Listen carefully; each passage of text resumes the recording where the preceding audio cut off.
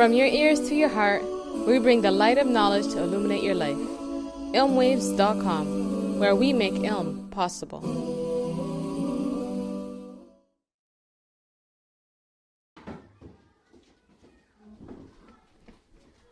Bismillah, alhamdulillah, wa sallallahu wa sallam ala rasulillah.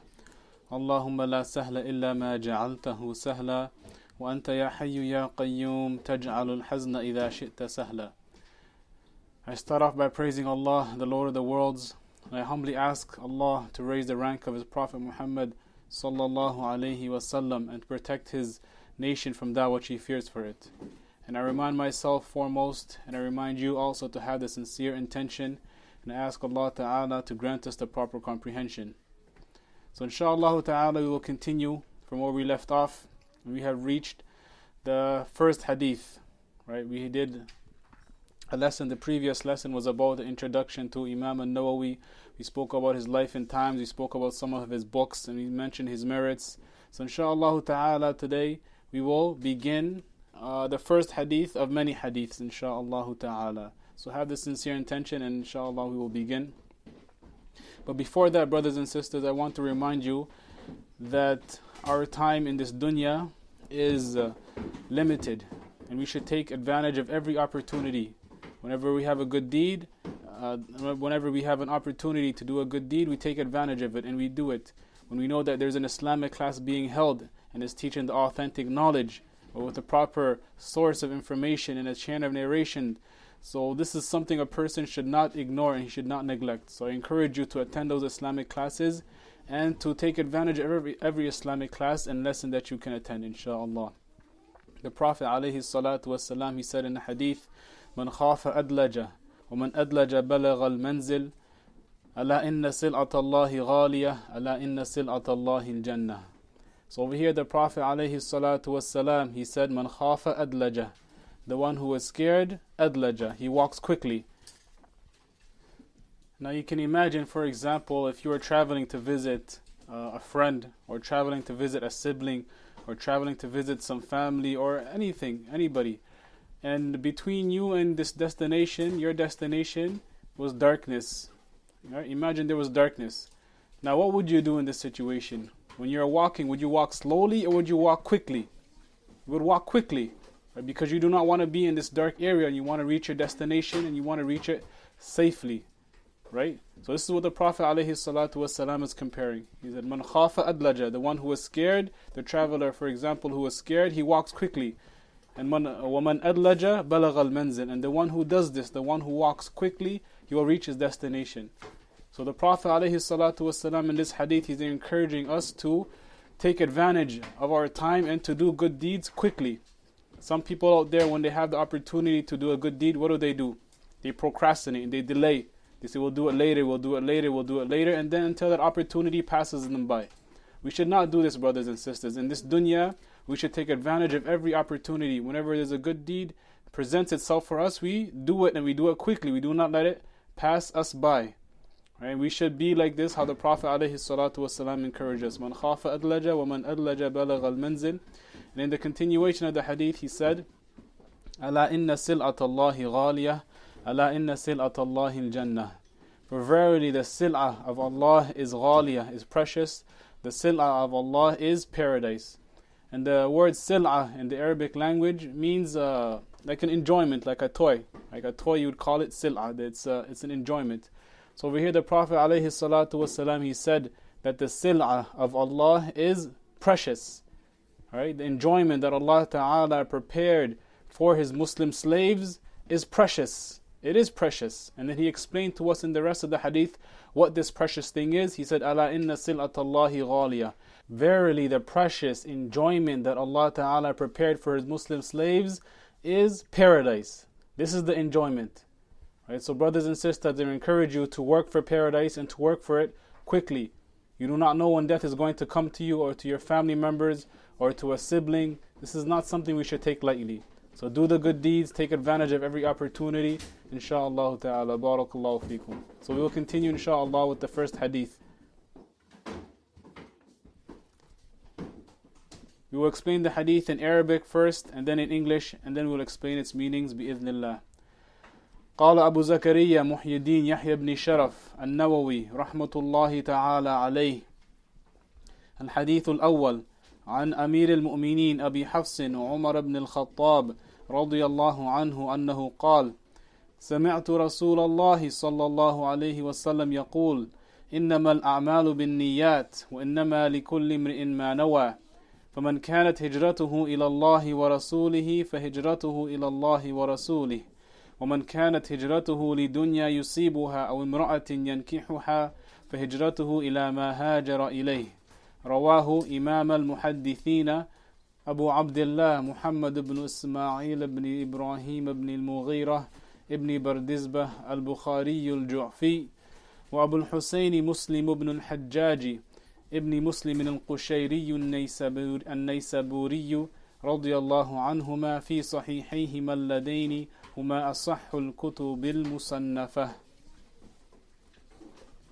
The first hadith from the route of Amīr al-Mu'mineen, the leader of the believers, Abū Ḥafs Umar ibn al-Khattab, may Allah accept his deeds, said: I heard the Messenger of Allah sallallahu alaihi wasallam say that religious matters are valid only with the proper intentions, and one acquires that which he intended. So whosever immigration was for the sake of Allah and His Messenger, then his immigration is accepted. And whosever immigration was for a worldly gain or for marrying a woman, then his immigration is for the purpose he intended and is not accepted. Narrated by the two Imāms of the scholars of Hadith, Abu Abdillāh Muhammad ibn Ismail ibn Ibrāhim ibn al-Mughīrah ibn Bardizbah al-Bukhāriyy al-Ju'fi, and Abul Husayn Muslim ibn Hajjāj ibn Muslim al-Qushayriyy an-Naysabūriyy, and their two books of al-Sahīḥ, which are the most Sahih books that have been compiled.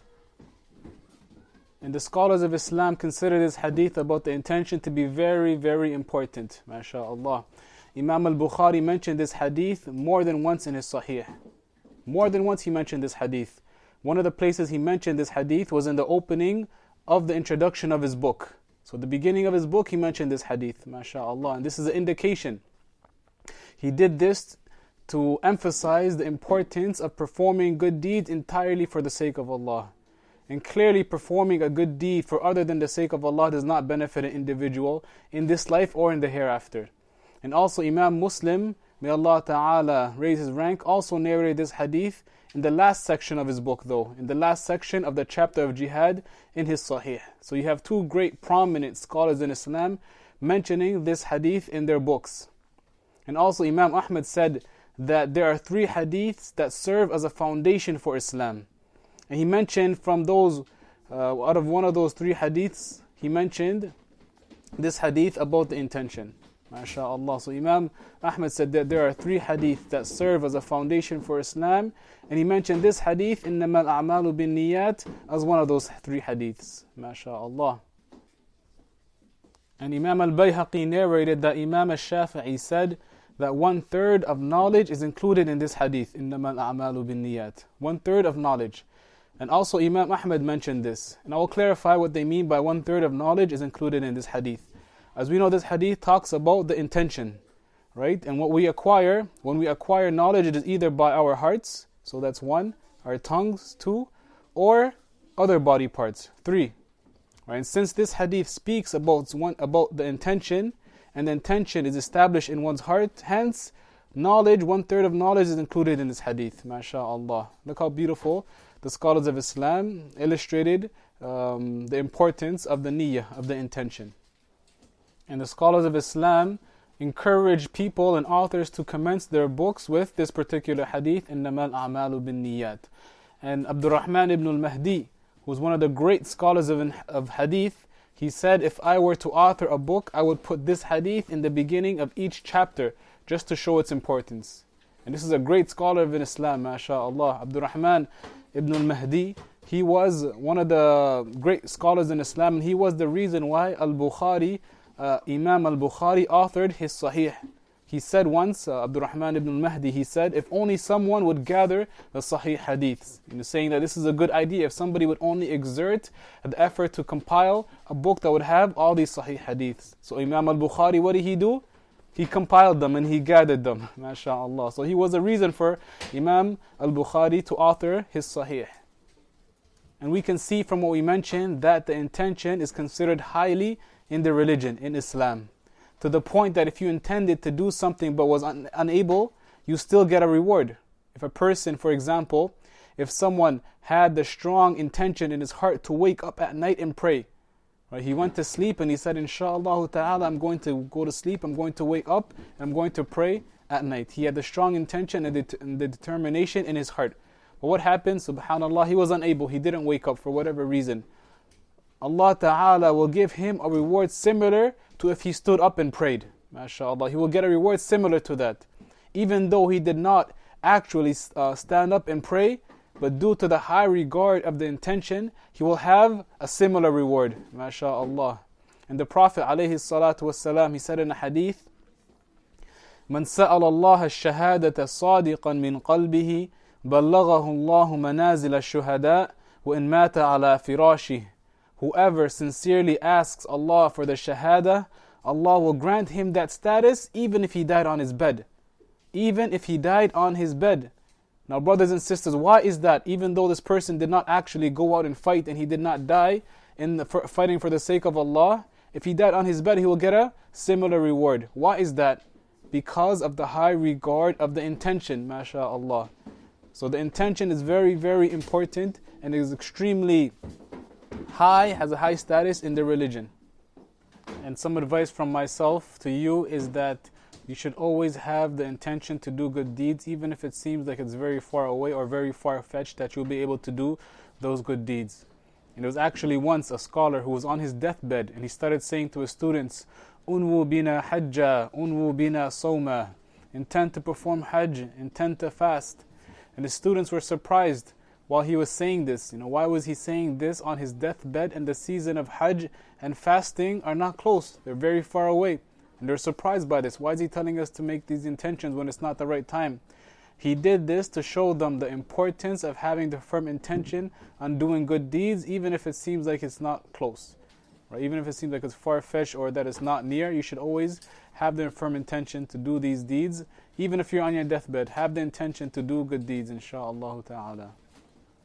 And we can see from this hadith that it has many benefits and that we also draw many lessons from this hadith, mashaAllah. But I'd like to point out now that there are still some people who have, some misinformed individuals who have misconstrued this hadith and subsequently misled others, subhanallah. They use this hadith in an attempt to support their false claim that bad deeds must have an intention in order for it to be recorded against that individual. Now this is fasad, this is corruption, this is not correct. Subhanallah, they claim that in order for a bad deed to be written against you, you have to have the intention of performing that bad deed.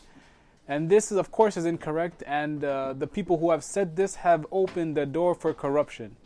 They have literally opened the door for corruption and for misguidance. A'udhu billah, may Allah ta'ala protect us from this.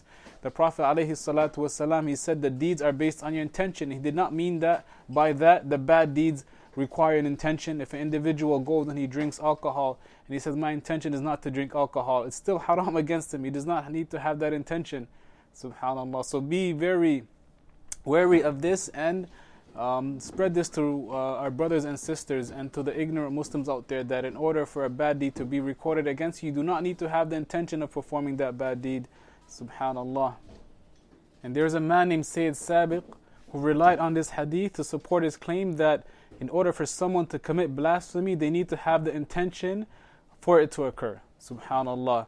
And this person also opened the door for corruption. He's basically saying that in order for a person to fall into blasphemy, into kufr, in order for a person to leave the religion of Islam, he needs to have the intention that he is leaving the religion of Islam. Subhanallah. What this means is, for example, say it as an individual, he's angry, he takes the Quran, he throws it at the wall. Subhanallah. May Allah ta'ala protect us. And then he'll say, oh, my intention wasn't to leave the religion of Islam, I was angry. So according to Sayyid Sabiq, this person is still a Muslim. A'udhu billah. For example, also someone might insult Allah or insult the Prophet sallallahu alaihi wasallam, or insult the religion or insult the angels. Right? He does this out of anger or out of stupidity or whatever reason. But he'll say, oh, my intention wasn't to leave the religion of Islam. So according to Sayyid Sabiq, all of these people are considered Muslim. A'udhu billah. This is not correct. This is not correct. Subhanallah. So this hadith is in reference to the good deeds exclusively and not the bad deeds. Very important to understand the difference. And this hadith is classified as gharib in the beginning of the chain of narration, but it is mashhur at the end of the chain of narration.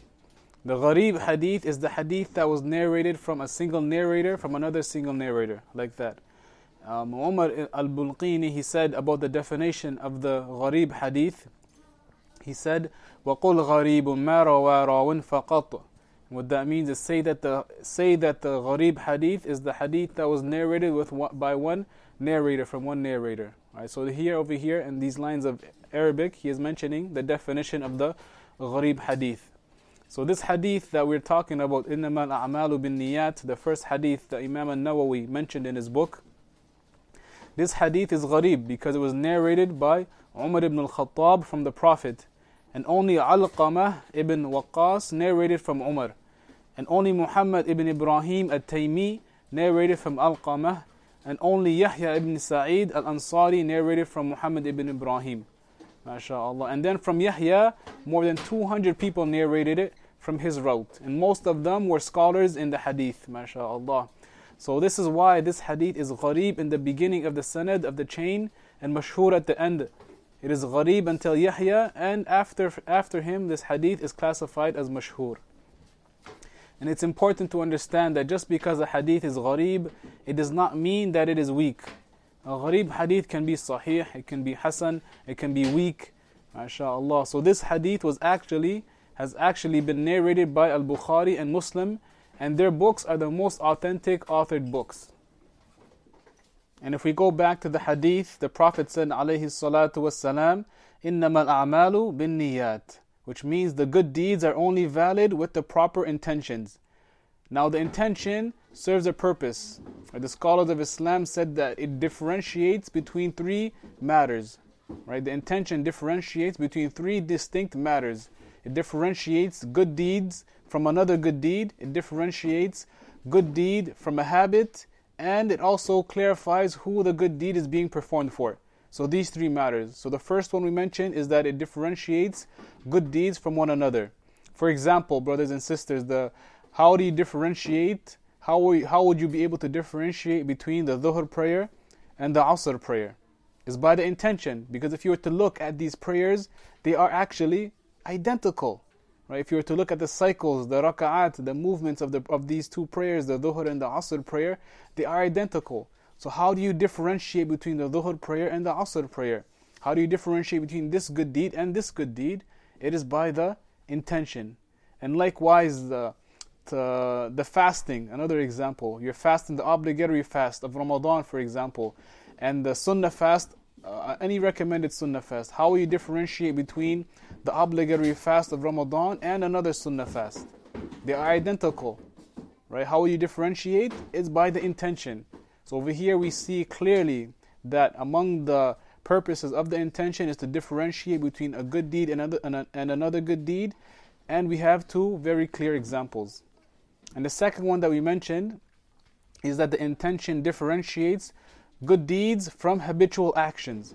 It differentiates between when you are doing a good deed and when you are doing something as a habit. For example, a very clear example, the shower. If you are taking a shower, some people, they wake up and they have the habit of taking a shower. And also in Islam, you are obligated to take a shower. So what happens if you wake up in the morning and you need to take obligatory ghusl, or something happens and you need to take obligatory ghusl, obligatory shower? Or you have an obligatory shower and you have a shower that you usually do as a habit. How do you differentiate between this obligatory ghusl, this obligatory shower, and something that you do as a habit? Once again, it goes back to the intention. So over here we see clearly that the intention differentiates between a good deed and something that is done as a habit. And thirdly, the intention clarifies who you are performing the good deed for. Whether the good deed is being performed insincerely for the praise of the people, or if it's being performed sincerely for the sake of Allah, you look to the intention. The intention distinguishes these two things also. Alright, so these are some very important points about the intention, that it differentiates between a good deed and another good deed. It also differentiates between a good deed and a habit. And it also differentiates and clarifies who the good deed is being performed for. And we mentioned earlier that the meaning of a'mal is good deeds. When the Prophet ﷺ, he meant that the good deeds are valid only with the intention. Now over here, for example, we have removing najasa, filth. Now this is a good deed also, but this is something that does not require an intention for it to be valid. Right? There are differences over here. So for example, things like removing najasa or filth, they do not require an intention for it to be valid. So if a person wanted to perform, for example, the wudu or the ghusl, he needs an intention. And I remind you, and I want to point out a point, that there is a difference of opinion between the different schools of thought regarding the intention. When you're performing a good deed with the intention, is it valid or not? So this is a difference of opinion, and according to the Shafi'i school, you have to have your intention for your wudu or for your ghusl to be valid. And somebody might ask this question: why is it that some schools of thought consider it to be valid, and some schools of thought consider it not to be valid if you don't have your intention? Or why is there a difference of opinion? And this goes back to this hadith and to the different understandings of these different schools of thought. So according to the Shafi'i school, they interpreted the hadith, إِنَّمَا الْأَعْمَالُ بِالنِّيَّاتِ, verily the good deeds are by the intention. They interpreted it and they understood from it, إِنَّمَا الْأَعْمَالُ تَصِحُّ بِالنِّيَّاتِ, that verily the good deeds are accepted with the intention. So in order for your good deed to be valid and for it to be accepted, you have to have your intention. So they understood that from this hadith. The Hanafi scholars, they interpreted it differently. They said, إِنَّمَا الْأَعْمَالُ بِالنِّيَّاتِ. They interpreted, إِنَّمَا الْأَعْمَالُ تَكْمُلُ بِالنِّيَّاتِ, that verily the good deeds are complete with the intention. Not valid with the intention, complete.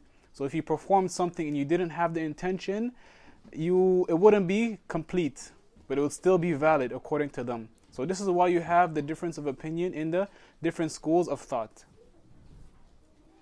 Now let's look at the Arabic language to understand how this hadith gives the meaning that all good deeds need an intention. Let's look to the Arabic language. And if you notice in the hadith, the Prophet ﷺ, he used the word al-a'mal. Al-a'mal. And a'mal is the plural of amal, deed or action. Right? So you have this word and it's in its plural form, and also it's in its definite form. It is ma'rifah. You'll notice that the word has al to it. It has al-a'mal. It didn't say a'malun, nakirah. Right? It says al-a'mal. So the word over here is in its plural form and it is definite. And the scholars of Islam said that when a word is plural and it is in its definite form, it suggests an encompassing meaning. Meaning it encompasses, right? It means everything. So the Prophet ﷺ, he said, إِنَّمَا الْأَعْمَالُ بِالنِّيَّاتِ. So we can see clearly from the structure of this word, of this sentence, and that from the Arabic perspective, the Arabic language, that the Prophet ﷺ, he meant that all good deeds are or require an intention. And it's very important, brothers and sisters, advice from me, for myself and for you, that we need to have the sincere intention in everything that we do. And we need to be very cautious and attentive to when we do things habitually. Or we might be doing something out of a habit and we forget to make our intention. For example, husbands who go out to work. They go to work and they spend 8 hours a day at a company. They have all this hardship and they forget to make their intention that they're providing for their family, that they're providing the nafaqah, the obligations that he has to do. The only reason he goes out in the morning is because he has to. He doesn't grasp the intention that he needs to make at the beginning. Right? Because he does it habitually, he keeps on doing it, he kept on doing it, he kept on doing it, then he forgets that he needs to make his intention. Even when we go to the washroom, when we make istinja, we need to have the intention that Allah Ta'ala made this obligatory on us. And this is why we are performing our istinja. Likewise, when we put on our clothes, when we are covering our awrah, our unlawful nakedness, we need to have the intention. Many brothers and many sisters, they forget this, they neglect this intention. They forget to remind themselves that the reason I'm covering myself is because it's obligatory. We need to have our intention. And like this, if people forget to do these things, they are letting many good deeds, the thawab of many good deeds, go. Right? They're not capturing those good deeds, subhanAllah. So we need to have our intention in everything that we do. And this includes the prayer, brothers and sisters. We need to have not only the intention, but we need to have a khushu' in the prayers. Right? The Prophet ﷺ, he said in a hadith, لَيْسَ لَكَ مِن صَلَاتِكَ إِلَّا مَا وَعَيْتَ, that you do not have from your prayer except that what you comprehend. Meaning that the level, the amount of thawab, reward that you get from your prayers is dependent on the khushu' that you have. Dependent on the khushu' that you have. SubhanAllah, sometimes you have a person and he goes, he prays, and it is as if he is pecking. كَنَقْرِ الدِّيك, they say. Like the pecking of the rooster. You know how a rooster goes and it puts its head down really quickly, it picks up the seeds. Some people, when they pray, SubhanAllah, they make their sujood, their head touches the floor, they come up right away. They make sujood the second time, their head comes up right away. And the whole prayer is like that. Like the pecking of the deek. This is not how a person should pray. They need to have the khushu'. And the Prophet ﷺ, he was encouraging us this. He encouraged us to have the khushu'. And also it was mentioned from Hassan ibn Atiyah, who was among the tabi'een. He said something very beautiful, subhanallah. إِنَّ الْقَوْمَ لَيَكُونُونَ فِي الصَّلَاةِ الْوَاحِدَةِ وَإِنَّ بَيْنَهُمْ كَمَا بَيْنَ السَّمَاءِ وَالْأَرْضِ. That you will have a group of people who are فِي الصَّلَاةِ الْوَاحِدَةِ, that they are in one prayer. Meaning you have a group of people and they are praying in congregation. They are praying jama'ah. They are praying together. Right? You have shoulder to shoulder, heels to heels. Right? There is no gaps between them. وَإِنَّ بَيْنَهُمْ كَمَا بَيْنَ السَّمَاءِ وَالْأَرْضِ. But it is as if there is a distance of the sky and the earth between them. Even though physically they are close to one another, but there is something different. You have one person on the right who he has the khushu', he is fearing Allah, he is thinking about Allah and the endowments that Allah Ta'ala gave him, right? And he has the khushu' in his prayer. And the person to the left, however, he is thinking about his job, he's thinking about his family, he's thinking about sports, he's thinking about whatever it is. He might be thinking about back home, how his family is doing back home. So the person on the right is fearing Allah, and the person on the left is thinking about something way off. So it is as if you have the distance, a great distance between the person on the right and the person on the left. Subhanallah. And this is how many people are. Right? So we need to have the intentions, and we also need to have the khushu', brothers and sisters. We need to have the fearing of Allah. The Prophet ﷺ said, إِنَّمَا الْأَعْمَالُ بِالنِّيَّاتِ وَإِنَّمَا لِكُلِّ امْرِئٍ مَا نَوَى.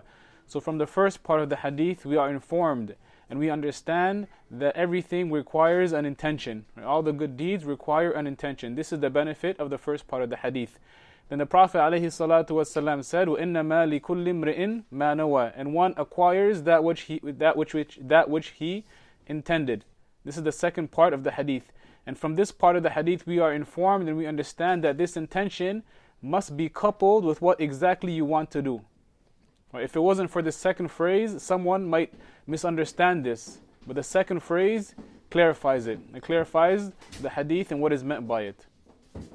So we can see that the intention has a high regard in Islam, mashaAllah. But it is not easy for everybody to be sincere, to be mukhlis, to have the sincere intention that you are doing this for the sake of Allah. For some people it is very difficult, and in general it's a very difficult thing. But for some people, subhanallah, Allah Ta'ala made it very easy. But for general and most people it is difficult. It was even mentioned that Sufyan al-Thawri, who was one of the great scholars of Islam, he said, I did not correct anything harder on me than my intention. Imagine that, brothers and sisters. He said, I did not correct anything harder on me than my intention. Out of all of the things I've witnessed in this life, the hardest thing for me to correct was my intention. Subhanallah, because you do not realize and you do not know for sure. You cannot guarantee that you are doing something for the sake of Allah 100%. This is the thing, subhanallah. You cannot guarantee this. And when you have insincerity in your heart, it is very difficult to remove. And he said that this was the hardest thing on him, subhanallah. May Allah Ta'ala make it easy for us. And Abdullah ibn Mubarak, who was one of the great scholars of Islam, he also said about the intention, some small deeds are great because of the intention, and some big deeds are small because of the intention. Subhanallah. Some small deeds become great even though they might be considered small. Allah Ta'ala will reward you greatly for that small good deed. And some people might do a good deed which they think is great, but in actuality it's considered to be small because of the intention. Subhanallah. The Prophet ﷺ, he said in a hadith, رُبَّ دِرْهَمٍ سَبَقَتْ مِئَةَ أَلْفَ دِرْهَمٍ. MashaAllah. This means that, and basically a person, he might donate one golden dinar, one golden dirham, and he will get more reward than a person who donates 100,000 dirhams. MashaAllah. Why? Because of the intention, because of the difficulty. Right? The intention has a high regard in Islam. And also it was in a hadith that a woman came to Aisha, the wife of the Prophet ﷺ, and she had two daughters with her. So she came to Aisha and she was asking Aisha for food. She was poor. So Aisha went in, she didn't have much, but she gave her 3 dates. One for herself and one for each of her daughters. So the mother, what did she do? She took each date, she gave one to the daughter, the second to the other daughter, and the third one, which was supposed to be for herself, what did she do? She took it and she cut it in half, and she gave it, and she gave each daughter 1/2. Subhanallah. And she basically did not have anything for herself. And Aisha saw this, and then she told the Prophet ﷺ, and he said about this, alayhi salam, he said, وَجَبَتْ لَهَا الْجَنَّةِ. MashaAllah. وَجَبَتْ لَهَا الْجَنَّةِ, which means that she deserves paradise because of this. That she deserves paradise because of this. And Allah Ta'ala reward her with paradise because of what she did. Even though in her eyes, all she did was give her daughters some dates, and she gave them her half also. To her, this is not something big. She's just being a mother. But because of the intention that she had and the difficulty that it was on her nafs, Allah Ta'ala reward her greatly because of that. MashaAllah. Didn't the Prophet ﷺ say to the companions, to some of his companions, اتَّقُوا النَّارَ وَلَوْ بِشِقِّ تَمْرَةٍ. Protect yourselves from hellfire, even if it's by donating half a date or a small portion of a date. This woman who the Prophet ﷺ said about her that she deserves paradise because of what she did, she wouldn't think that because of her giving this date that she will get rewarded, that she will get paradise because of that. But Allah Ta'ala, MashaAllah, will reward her with paradise because of what she did. So this is something, if you have, for example, a small deed, something that you might think is not big, you should still endeavor to perform it. The Prophet ﷺ said to his companions, protect yourselves from hellfire, even if it's by giving half a date or a portion of a date. Then the companions, subhanallah, who heard this, they went to the Prophet and they told him, we do not even have this. We do not even have dates to donate. So what can we do? So the Prophet ﷺ said, al-kalimu at-tayyibah, the good word. If you do not have something to donate, to give, even if it's something small, if you do not have this small thing to donate, then what can you do? The good word. Because the good word is sadaqah. It is rewardable. Right? So if you find yourself that you financially cannot even donate something small, there are other good deeds that you can perform. And because of these good deeds, inshaAllah ta'ala, Allah ta'ala will reward you greatly. We just need to be sincere. We need to have the sincere intention for the sake of Allah. And mashaAllah, there's also the story of one of our poor brothers. A very poor woman approached him. So you have one of our brothers, he is poverty stricken, and then a woman approached him, and she was in a worse situation than him. She was more insolvent than him. She had less than him, but they were both poor. Subhanallah. So she approached him and she asked him for help. So he thought to himself, subhanallah, I myself do not have much. I'm also poor. What can I give her? What I have, I need. So this was very difficult on him. He was thinking, should I give her something that I have from the little, or should I keep it to myself? So he thought to himself, inshaAllah ta'ala, I will do this for the sake of Allah. And I will do it with the intention that I will see the Prophet ﷺ in my dreams. So he went, he gave her what he had, the little that he had, and he went to sleep that night. When he went to sleep, guess who he saw? He saw all 124,000 prophets. He didn't only see the Prophet Muhammad ﷺ, he saw all of the prophets in his dream. MashaAllah. And in the hadith, the Prophet ﷺ, he said, فَمَنْ كَانَتْ هِجْرَتُهُ إِلَى اللَّهِ وَرَسُولِهِ فَهِجْرَتُهُ إِلَى اللَّهِ وَرَسُولِهِ. Which means whoever's migration was for the sake of Allah and His Messenger, then his immigration is accepted. And hijrah, which can be roughly translated to mean immigration. Linguistically though, in the Arabic language, hijrah means to leave or abandon. Right? Looking at the Arabic language, the meaning of hijrah linguistically is to leave or abandon.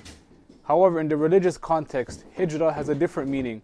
Religiously, it means to leave a place of blasphemy to go to a place of Islam out of fear of tribulation.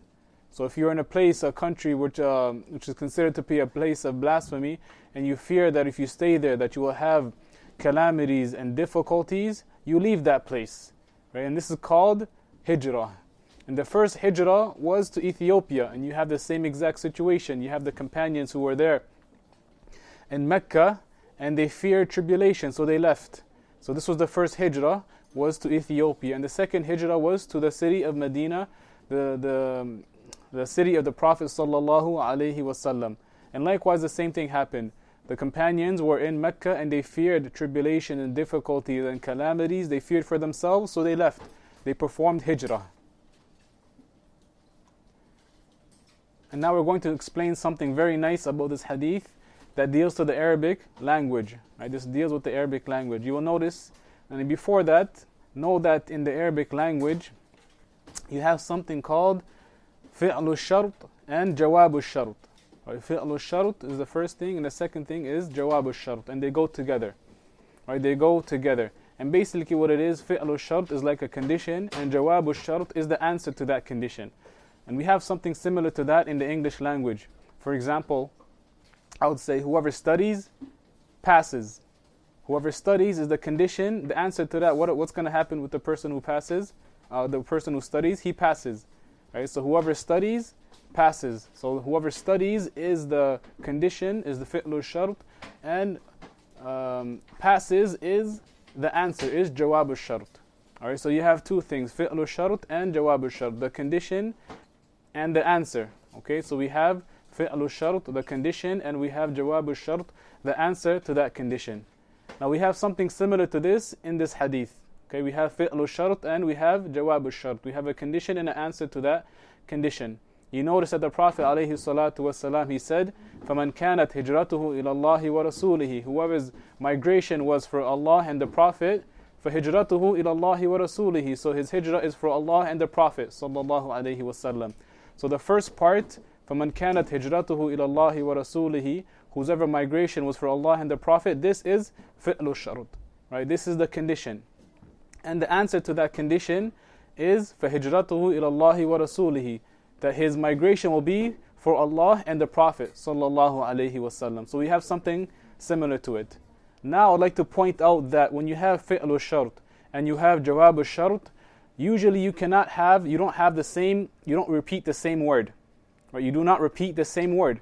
For example, I wouldn't say whoever studies, studies, man darasa, darasa. No, you have to have mughāyarah, you have to have contrast. You say, for example, man darasa, whoever studies, najaha, he will pass.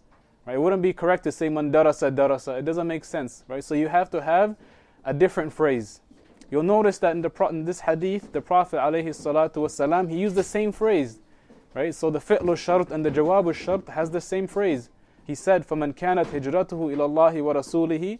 That's the fi'l al-shart, the condition. فَهِجْرَتُهُ إِلَى اللَّهِ وَرَسُولِهِ. So his migration will be for Allah and the Prophet sallallahu alaihi wasallam. So you have the same phrase. You have the same phrase. So how can that be? We just explained that when you have fi'l al-shart and jawab al-shart, you have to have contrast. You can't have, or usually you don't have the same phrase. You don't repeat the same phrase. So how can that be in this hadith? How does that work? What's the explanation to that? It's simple. The answer to that is that the fi'l al-shart and the jawab al-shart have mughāyarah. They are contrasting in meaning. They are contrasting in meaning, even though they share the same phrases. The phrases are being repeated, but the words have different meanings. So the first part where the Prophet ﷺ, he said, فَمَنْ كَانَتْ هِجْرَتُهُ إِلَى اللَّهِ وَرَسُولِهِ, whose migration was for Allah and the Prophet, فَهِجْرَتُهُ إِلَى اللَّهِ وَرَسُولِهِ, his hijrah is accepted. Right? His hijrah is accepted. The one who migrates for the sake of Allah, his hijrah will be accepted and he will get thawab, he will be rewarded by Allah. So this is the meaning of it. So you'll see clearly that even though the same phrase and the same word is being repeated, we do have contrast in meaning. Right? So you do have mughāyarah, and this is what is needed when you are using the fi'l al-shart and the jawab al-shart. And also in the hadith, you will notice that the Prophet ﷺ, he repeated the name of Allah twice. He repeated it. He said, فَمَنْ كَانَتْ هِجْرَتُهُ إِلَى اللَّهِ, his immigration to Allah, or for Allah.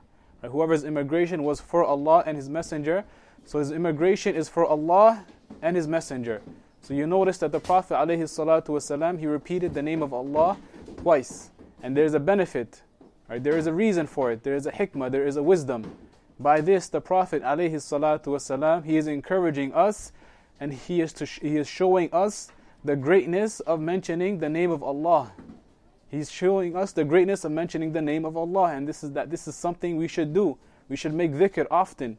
We should have the name of Allah on the tip of our tongues. We should always be making dhikr. Right? The Prophet ﷺ, he could have used a pronoun. Or he could have used a pronoun referring back to Allah. But he didn't. He repeated the name of Allah twice to show the importance and the greatness of mentioning the name of Allah. Because as we know, brothers and sisters, just by mentioning the name of Allah, if a person does it sincerely, he has thawab, he has reward. Allah Ta'ala will reward him. So by this, the Prophet ﷺ, he is encouraging us, and he's showing us the greatness of mentioning the name of Allah. MashaAllah. Look how beautiful it is. And also another thing about the hijrah, that there was a time when it was obligatory, when the hijrah was obligatory, when it was mandatory for the people to go from Mecca to Medina to support the Prophet ﷺ. But this obligation was lifted after the opening of Mecca. Right, so after Islam spread and Mecca was opened, this obligation of the hijrah was lifted. And the Prophet ﷺ, he said, لا هجرة بعد الفتح ولكن جهاد ونية. Right, so this hadith shows that the obligation of the hijrah was lifted after the opening of Mecca. And as we know, brothers and sisters, the hijrah was a very important part in Islamic history. And it was a very blessed occasion, MashaAllah. There was a story where two companions, one, his name is Tufail ibn Amr ad-Dawsi, and another companion, I don't have his name, they were traveling, right? They were migrating to the city of Medina. They were migrating from Mecca to the city of Medina.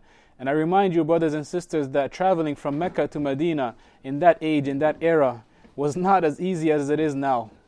Right? They were traveling by foot. Nowadays, if you wanted to travel from Mecca to Medina, it's not that difficult. You can take a car, you can take a bus, you can take whatever. There are so many different forms of transportation that you could take. So the difficulty is not really there.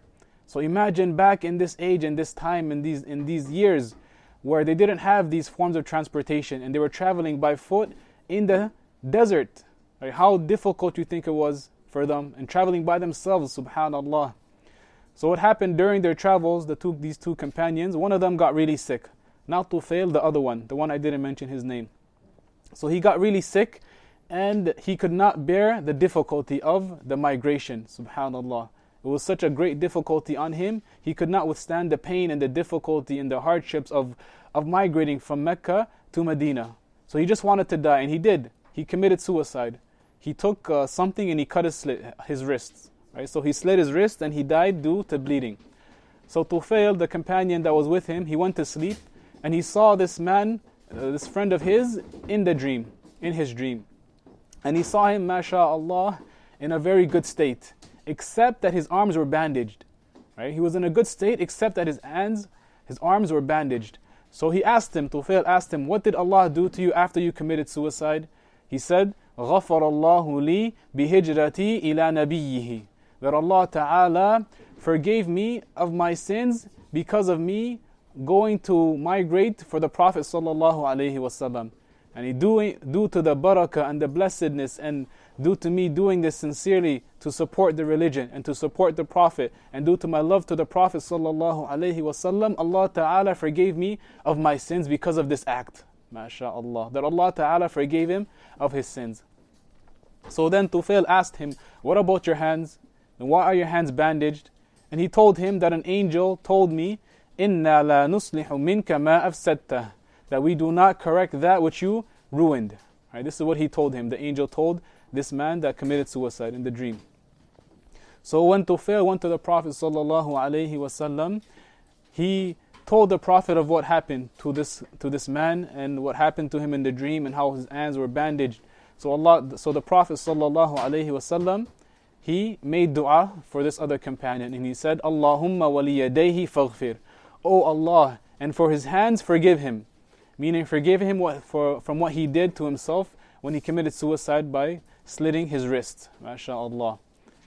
And Allah Ta'ala forgave him. Tufail, this other companion, saw him again in the dream, and he saw him in a good state and his hands were not bandaged. So the Prophet ﷺ made dua for him, and Allah Ta'ala accepted the dua of the Prophet.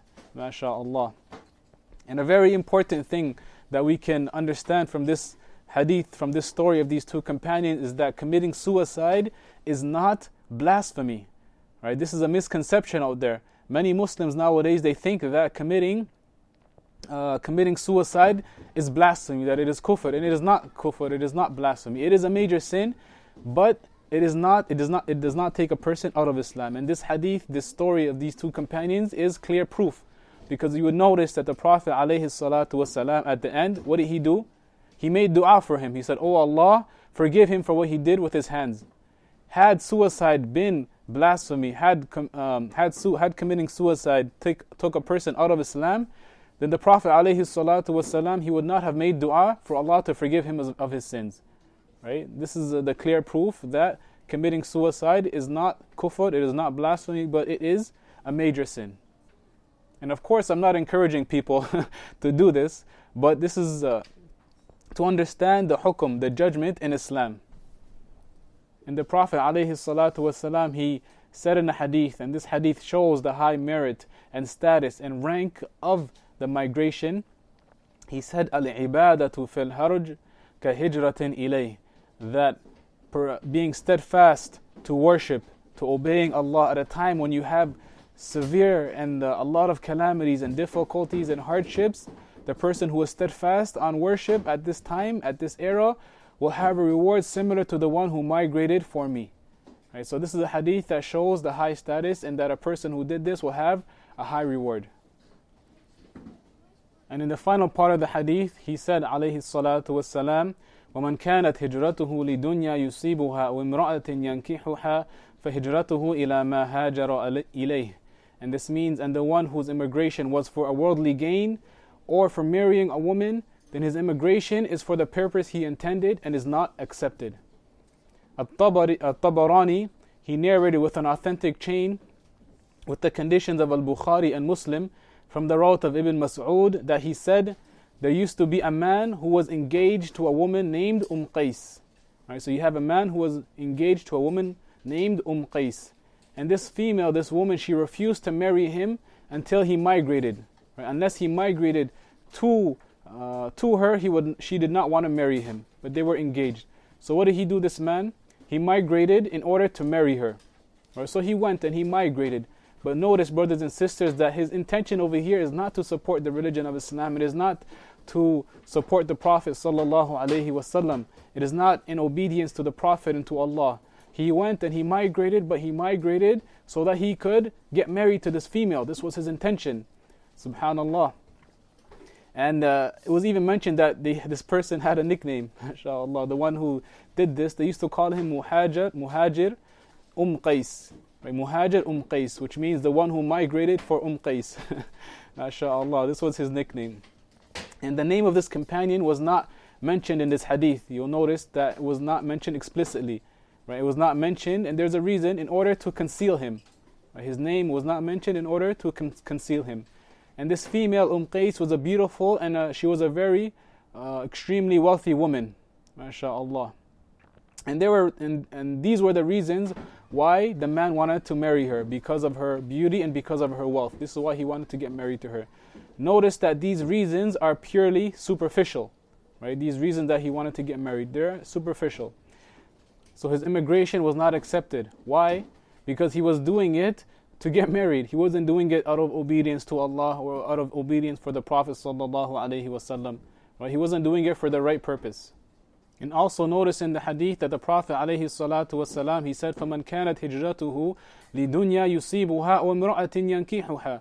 The one whose immigration was for a worldly gain or for marrying a woman. Aren't women from the dunya? Right? Aren't women from the dunya? Of course they are. Right? They're considered from it. So why did the Prophet ﷺ mention 4 women? Right? Why did he say limra'atin?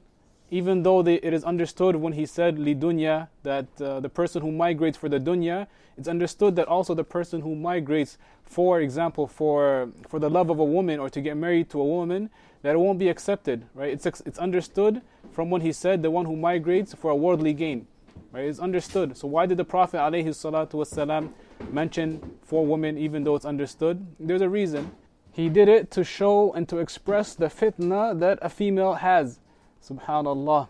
And because of that, an extra warning is needed. So that is why the Prophet ﷺ mentioned it. And he also said in the hadith, مَا تَرَكْتُ بَعْدِي فِتْنَةً أَضَرَّ عَلَى الرِّجَالِ مِنَ النِّسَاءِ.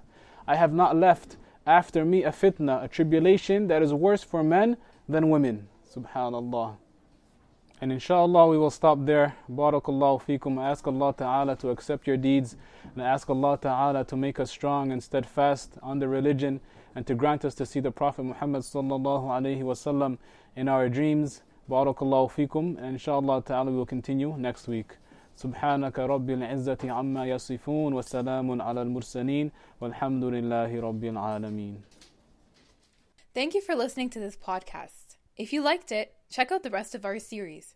And donate for the sake of Allah so that we may continue spreading the obligatory knowledge to Muslims all over the world. Barakallahu feekum. May Allah accept your deeds.